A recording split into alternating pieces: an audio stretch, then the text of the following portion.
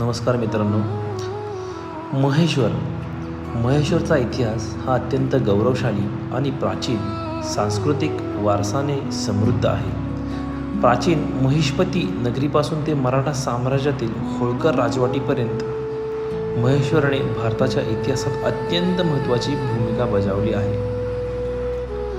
महिष्पती नगरी पौराणिक काळातील महेश्वर म्हणजेच प्रसिद्ध महिष्पती नगरी होय.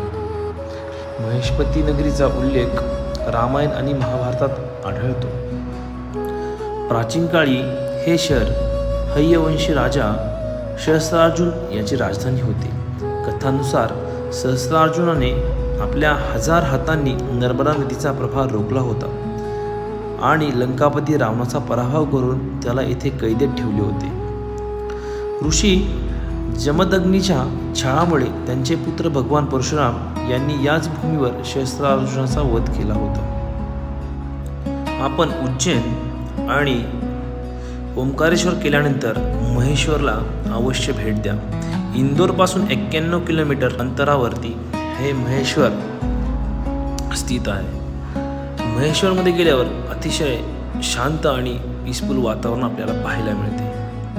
अहिल्यादेवी होळकर यांनी अतिशय सुंदर असा वाडा बांधलेला आहे. मंदिराच्या तटबंदीतून बाहेर पाहिल्यानंतर आपल्याला नर्मदा नदीचे अथांग असे पात्र पाहायला मिळते.